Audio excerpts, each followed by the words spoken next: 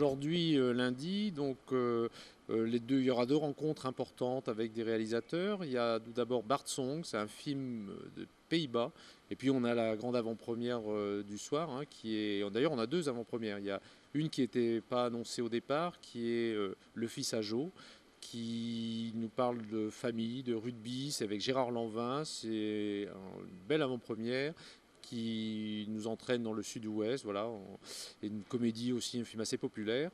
Et puis on a le grand film d'action français de l'année qui est À bout portant, film de Fred Cavaillé. Fred Cavaillé qui était le réalisateur de Pour elle. Demain il y a beaucoup de choses parce que c'est une journée assez riche à la fois parce on accueille tous les exploitants de la région Nord-Pas-de-Calais avec la chambre syndicale pour leur assemblée générale, mais également un certain nombre de projections professionnelles. Mais c'est également un certain nombre d'événements. Alors je pense par exemple à Pierre et le Loup qui, bien sûr, vous connaissez tous la musique de Prokofiev, donc c'est une version assez récente, hein, puisque c'est un film qui a été réalisé il y a 2 ans et très beau film de marionnette par une Anglaise qui s'appelle Suzy Templeton.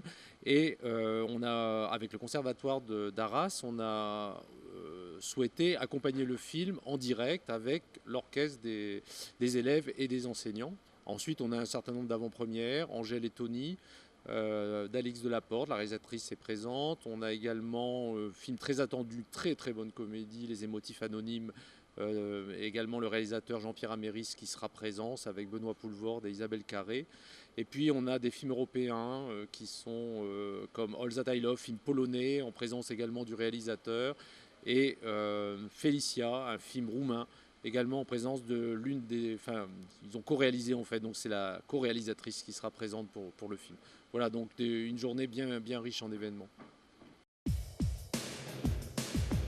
Salut, moi c'est Christophe, donc le régisseur général du festival. C'est quelqu'un qui est en charge de toute la logistique, l'installation, la technique. En fait, je coordonne tous les corps de métier. Pour le festival, c'est un peu être un petit soin avec tout le monde. En tout cas, quand c'est installé, quand tout est installé, c'est un peu ça. C'est vérifier que tout est bien en place quand on a besoin d'un micro, quand on a besoin de quelque chose de particulier. La fin du festival, à mon avis, maintenant que c'est sur des rails, ça devrait très très bien se passer. Et en tout cas, j'espère pour le public et pour nous. A priori, ça marche bien au niveau des entrées. Donc je ne souhaite que ça continue comme ça et que l'année prochaine, on revoie peut-être des choses pour améliorer encore les lieux et voilà, qu'on fasse mieux encore l'année prochaine. Mon métier consiste à organiser les rencontres entre les réalisateurs, les acteurs qui viennent présenter leurs films au festival et les journalistes afin qu'il y ait une couverture médiatique la plus importante possible et voilà, et de répondre à toutes les demandes des journalistes et de parfois les aider à trouver des angles de papier quand ils sèchent un peu pour qu'ils écrivent des jolis papiers sur le festival et qu'on parle le plus possible du festival dans la presse. La grosse différence du festival d'Arras avec les autres festivals, c'est que nous présentons les Inédits d'Europe. C'est le premier festival à avoir une compétition et à présenter des films inédits en Europe. C'est-à-dire que ce sont des films qui n'ont pas encore de distributeur en France et qui n'ont pas encore de date de sortie prévue sur les écrans français. C'est la grosse particularité d'Arras. C'est pour ça qu'il y a une compétition et qu'il y a aussi une remise de prix avec de l'argent. Cet argent servant souvent à communiquer autour du film afin de trouver quelqu'un en France pour le distribuer. Au niveau de l'intrigue, c'était ce qui est des charges de se dire on va faire un contre-la-montre et on va faire comme Pour elle, c'est-à-dire un personnage ordinaire qui court pour quelque chose, enfin à qui il va arriver quelque chose d'extraordinaire et qui court pour récupérer ce qu'il aime le plus au monde. Mais ça, je trouve ça magnifique. Moi, les histoires de ces mères qui arrivent à sauver des voitures parce que leur gamin est bloqué en dessous, voilà, c'est-à-dire et puis aussi la notion de courage, c'est-à-dire moi j'aimerais avoir le courage de Vincent Lindon dans Pour elle, le courage de Gilles dans À bout portant. J'aime pas trop me reposer moi, c'est-à-dire que je déteste les vacances et j'aime bien quand ça va vite. Donc là, quelqu'un m'a dit on peut pas faire un film qui va vite tout le temps. Et vu que je suis breton et têtu, je me suis dit bah tiens, on va essayer de montrer que c'est possible. Donc voilà, on voulait faire un film sans gras, c'est-à-dire dès l'écriture. Sur la première version de scénario, on s'est efforcé de se dire ça c'est pas indispensable, c'est le spectateur qui fera le chemin lui-même. C'est-à-dire on va essayer de rendre encore plus que sur Pour elle le spectateur actif. Et le spectateur a peur pour le personnage et ressent physiquement. C'est-à-dire que ce qui me touche vraiment dans les réactions là, des gens qui ont vu le film, c'est qu'on me dit qu'on ressent le film physiquement. C'est-à-dire on sort, les gens me disent j'en ai mal partout, j'ai cramponné mon fauteuil, machin. Voilà, ça c'est un très très beau compliment. J'ai pas de référence et en même temps j'en ai 10 000. C'est-à-dire que j'ai assimilé tous les films que j'ai vus, mais du film de série B au chef-d'œuvre. C'est un mélange de tout ça. Je suis autant influencé par la trilogie des Jason Bourne qu'avoir des vrais personnages comme dans les films de Claude Sautet, avec tout le respect que j'ai pour ces cinéastes auxquels je ne me compare pas. Voilà, le film est nourri de tout ça. Qu'est-ce qui m'inspire quand j'écris? Ça dépend de l'histoire que j'écris. Après, comme là j'ai fait 2 films à base de Monsieur Tout-le-Monde, moi je me documente auprès d'un Monsieur Tout-le-Monde que je connais très très bien, c'est moi. C'est-à-dire que quand j'écris, je me dis voilà, dans cette situation-là, qu'est-ce que tu fais?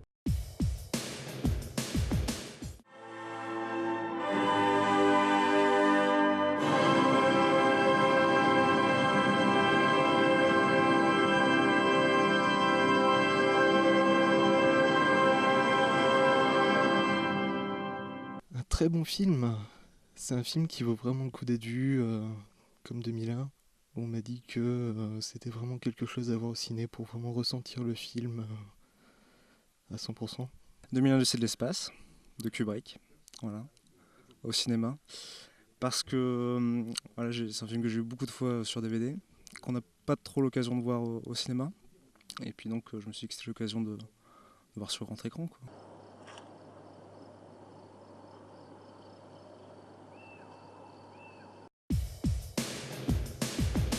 Je voudrais vous remercier pour m'inviter au festival d'Ara que je ne connaissais pas. Et c'est un honneur et je suis bien heureux que la salle est tout pleine. Ce que je peux dire, mais peut-être vous avez lu ça dans le catalogue, c'est que le film est basé sur des histoires folkloriques des cultures différentes. Il m'a intéressé beaucoup que cette histoire folklorique, qui sont transmises oralement de génération en génération, il contient une sagesse qui est, comment on dit ça, qui est beyond the culture, qui est au-delà de la culture. C'est ça, oui. On flirte avec la réalité plus 1, c'est-à-dire qu'effectivement il y a des choses dans le film qui ne sont pas crédibles dans le sens où ça doit être du cinéma. C'est-à-dire que ce n'est pas un documentaire sur un aide-soignant qui va courir pour sauver sa femme. Après, il faut flirter avec ça. Est-ce que c'est vrai ou pas vrai? Voilà, si on prend du plaisir à ça, peu importe. Peu importe, dans mon premier film, pour ceux qui l'ont vu, il y a des séquences comme ça où les gens me disaient « Oh là, c'est vraiment pas crédible, mais comment c'est bien ?» Donc, voilà. Enfin, une personne a dit ça une fois. J'essaierai maintenant dans les films, c'est-à-dire que vous écrivez, et après vous essayez de changer le sexe d'un sens ou dans l'autre, et sans rien toucher au texte, et sans rien toucher à la situation. Et ça peut donner des trucs intéressants. Il faudrait que j'interroge chacun d'entre vous pour savoir si le contrat est rempli. Voilà, la personne qui peut dire « j'ai écrit un truc, tu vas voir, tout le monde va aimer », j'aimerais la recette. Je dirais que si je fais 10 entrées ou 40 millions, ça ne changera pas le film. Après, malheureusement, commercialement, le cinéma est un art qui coûte de l'argent. Si je veux faire un 3e film et avoir les moyens de le faire, voilà, il faut que vous retourniez au cinéma 10 fois chacun, hein, et que tous vos amis fassent la même chose. Merci infiniment de votre accueil, c'est avec plaisir que je reviendrai, c'était encore formidable. Merci beaucoup.